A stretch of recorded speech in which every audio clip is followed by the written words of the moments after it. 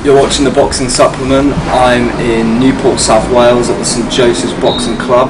With me is ex-pro boxer Tony Borg, now trainer.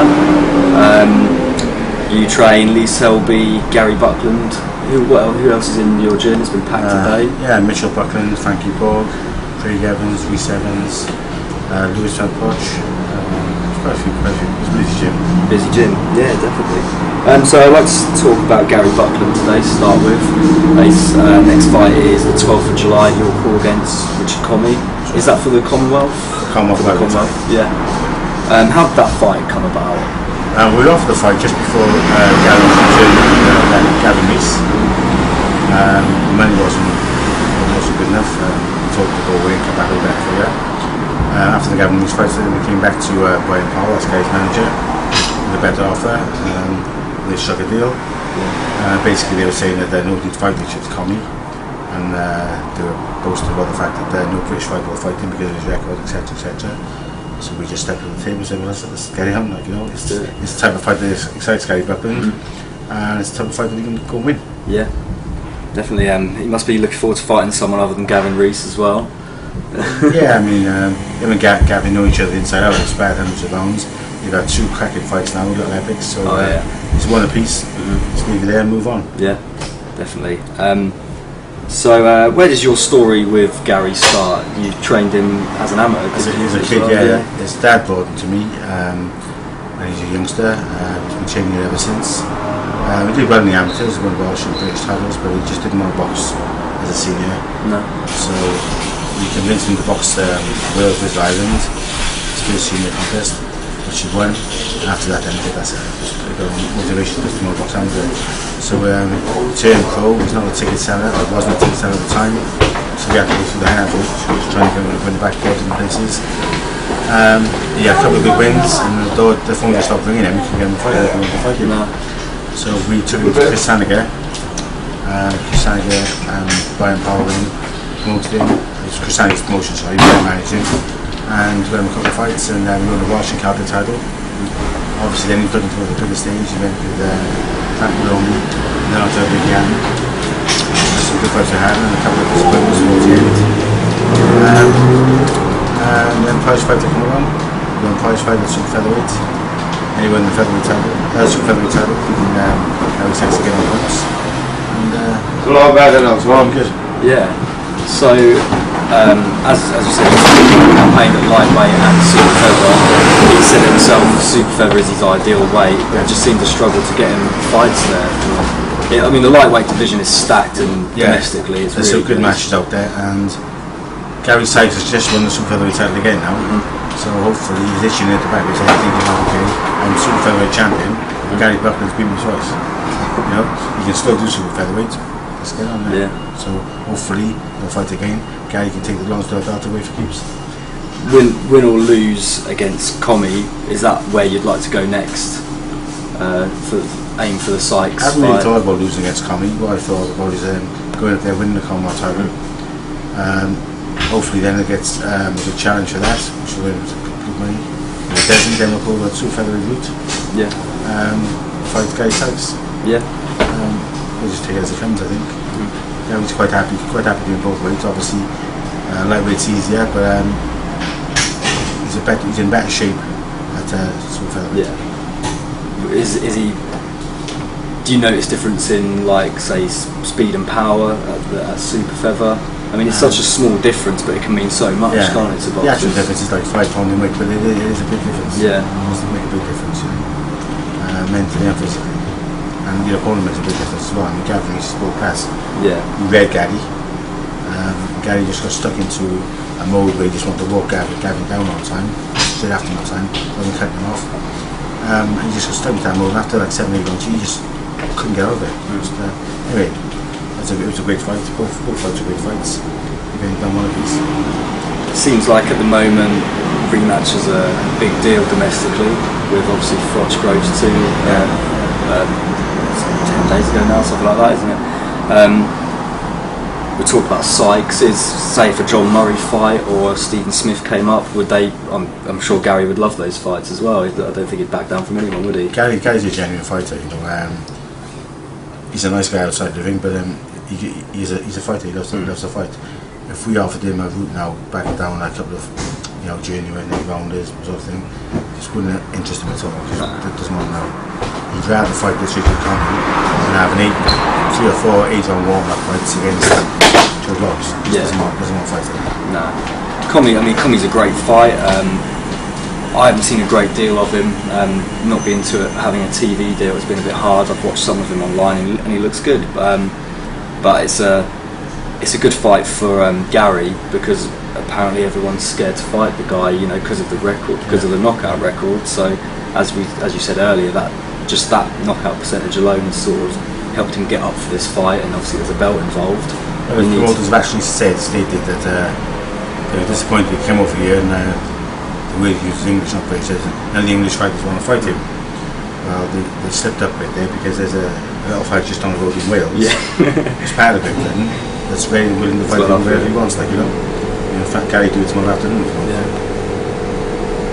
It's a genuine Welsh boy. I think that's one of the best things about Gary. You look at his CV; he's been in there with the who's who in the weight classes around him, and obviously he's sparring bigger people as well, so he can hold his own in there, definitely. That's right. We do know a lot of heavier sparring now. We just take the weights down as we get near to the fight. We have sharp boys, faster boys, but we'll be ready.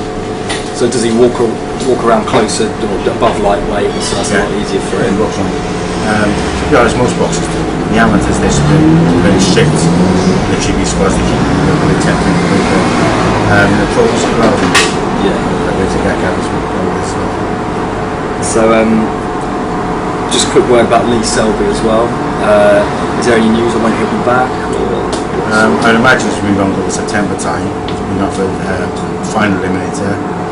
The IBF title or possibly the WBC title. So, he's back in the gym now and he'll be ready to go when it's a date. So Johnny Gonzalez holds the WBC. Who's the IBF? I'm not sure who holds it.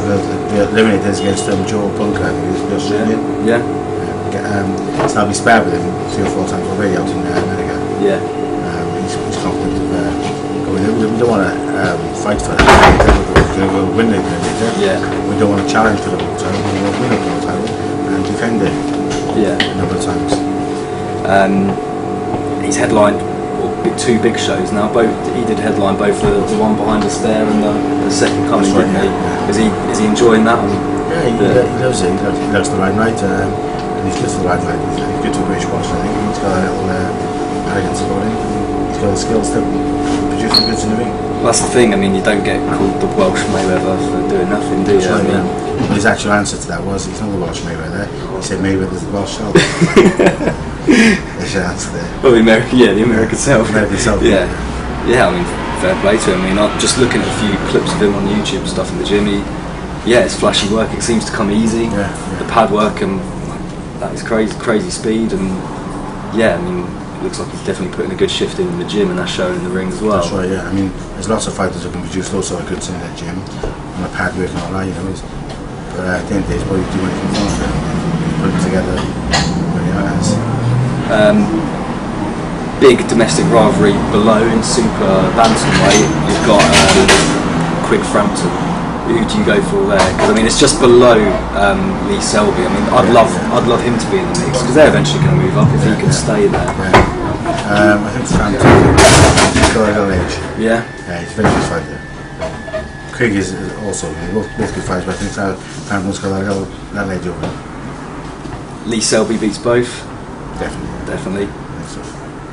I mean, he's comfortable with Feather. Is he going to be at Feather for a little while longer? Would you say, or he's weighed in as around 8.12 and a half, 8.13.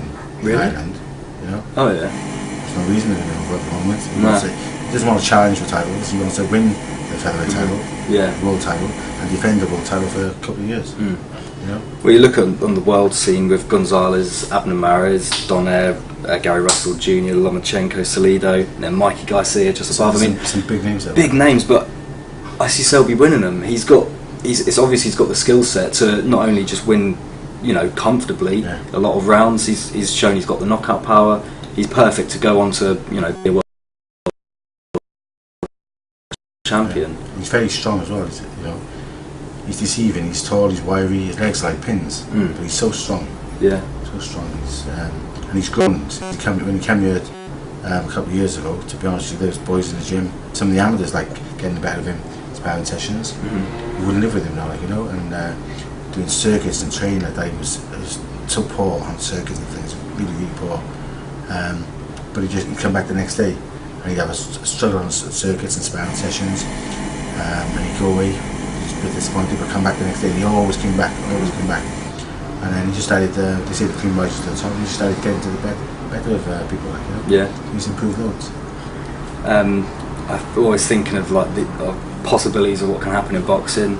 Say if Stephen Smith, the weight above now, isn't he, super feather? Say if he wins a world title and Lee Selby's offered the shot, would you like him to go for that rather than say go down the own route? If that was the quicker way to get the world title, would you take that? I think in boxing especially, in all walks of life, and in boxing especially, everyone has a job to do. I'm Lee's training, so I'll train him all day, every day, whenever he wants to train. Chris Sands is his manager, Chris Saniga. He'll manage him and give him the best direction. And Barry Jones is promoter. Yeah. So I'll leave the promoter managing the Chris Saniga, and I'll do the coaching. Yeah. He'll do the fighting. If we all do our jobs, then he's going to be a world champion. Definitely. I think sooner rather than later as well. I think we'll all agree on that. I don't have a house, put Mum and Dad's house on it then. Yeah. But yeah, before we wrap it up, did you see Cotto Martinez at the weekend? I did know, but it was a little bit of a shock for me. I think Martinez should have got out after the Murray fight. Really. You could see he was on the slide and he wasn't there. Cotto really stepped up to the mark, took his opportunity, and you know, he looked really good. He was perfectly spot on to go in there and just. That was a brilliant performance, wasn't it? Absolutely. But it's not the Martinez of 2-3 years ago, is it? Oh no. I mean, it was one of those fights I didn't want them to have to fight really, because they are two of my favourite fighters, and you're like, oh, seriously, do they have to? I was out in Argentina for them when he fought Murray. Yeah. I was there. Gary Buckland was due on. We were in the dressing room. We were due on after the fight. Yeah. And the ring collapsed. No way. Yeah. You know that? No. Guy was out there boxing, eliminated for the WBC silver title, and the ring. They all invaded the ring. Yeah. The ring collapsed. He just cancelled the show. Stopped No the show. way. Yeah, we were due to fight. Unbelievable. Cost us thousands. Yeah. God, I bet. I did not know that. Yeah. We've been out there for a week, 2 weeks. You're training now. It was that last April, wasn't it? Bloody hell. Yeah, Murray lost the fight obviously on points, and they all invaded the ring. The more, no security, no proper security doing the job properly, and there's just hundreds in the ring, and the ring collapsed. The show was over, so we didn't get a title fight. Not good. Not good at all. That was against Fernando Saucedo. He was due to box Stephen Smith. Yeah. Same guy. Oh, I'd like to have seen that fight actually. In Argentina or over here, but okay. One more question. As a trainer, have you got? Or we'll make it into two. Is there someone in the history of boxing that you wish you could train? You know, that's any weight class, doesn't matter. Well, I wish I could train. No, there's a boxer I admire. To my mind, is the best ever in the world. It's Sugar Ray Leonard. He had it all, and he involved in some massive fights. The big fights now just either don't happen for whatever reasons, don't materialise. But he was involved in back-to-back fights with, like, you know, Jovan and Tommy Hearns, Hagler. Massive fights back-to-back that just don't happen today. It's a shame. I mean, it's certainly with like it's all up in the air now with the Golden Boy top rank divide in America. With Schaefer leaving, I mean, what's going to happen now? I mean, I was really hoping fights can happen across different promoters, because we are in an era right now where the best fighters are not always fighting each other. Well, I think the Foch Groves fight we did was good because it opened up people's eyes to get British boxing back on. Okay, we could have another one, I guess. So hopefully now we'll get another big British fight. Definitely. Open air show, a big show like that again. That's what we need. Boxing back on the map. I heard Eddie say that cleverly Bellew 2 could fill MEN. I think that's outside. That's a stadium. Well, if you get the right build behind it, which Eddie obviously knows what he's doing there. He's in the big. So I having a big, huge top of the bill. Film with the back up behind his struggles, like, you know. So Yeah. he's got the fighters. He's got the TV. So get the big name ones up there, and It's got all the boxing fans as well. I mean, I went to Wembley. That was absolutely a brilliant night. get some big chief supports. Some show game. I mean, they're fighting. When are they meant to be fighting again? Bellew and Cleverly. And they're on the collision course bill, aren't they? That's July, end of July. Yeah, their fight probably won't happen to the end of the year. Yeah. Sure. Maybe Selby can fight on that. Right, yeah. Get back on Selby's that. always in the condition. Yeah. There you go. He lives in Greece boxing now. He never used to. In the amateurs, he just let it all slip. Really. I'd love to have had him in the amateurs. I'm pretty certain, well, 90% certain, he's Selby who he boxed at the last Olympics and won medal. I'm certain that if I'd had him a few years before, he's got all the skills. So I said it would be the last question. Cleverly Bellew 2. What do you reckon? I'm a Welshman, so I always go with the Welsh boxers, but I think the weight suit Bellew a lot more than the suit than Cleverly. Yeah. I think Bellew will be stronger and hit harder and screws away than Cleverly will. Cleverly's going to be at his very best and box disciplined, control to win the fight.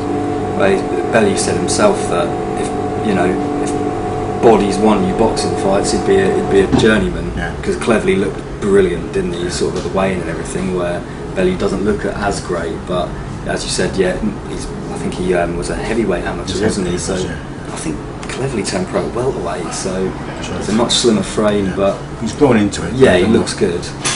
Well, just one other thing, talking about the super bantamweights. A lot of people have forgotten about Robbie Turley. Yeah. He's been out for 2 years. He's been back. He's back now. He's had 2 fights, 2 wins. Yeah. He's out again on the 11th of July in Merthyr, fighting Di Davis for the featherweight title.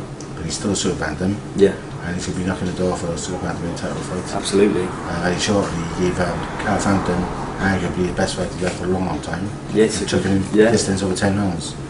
Yeah, that was a good fight. Fighter. He's had 2 years of struggling trying to get his license back. He's got it back now and he's ready to do it.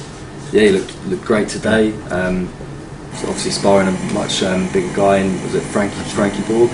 Yeah. I wish all your fighters and yourself the best. And thank you very much for the opportunity to come in. Thanks a lot. Okay, thank you very much for watching. We'll see you again soon. Cheers.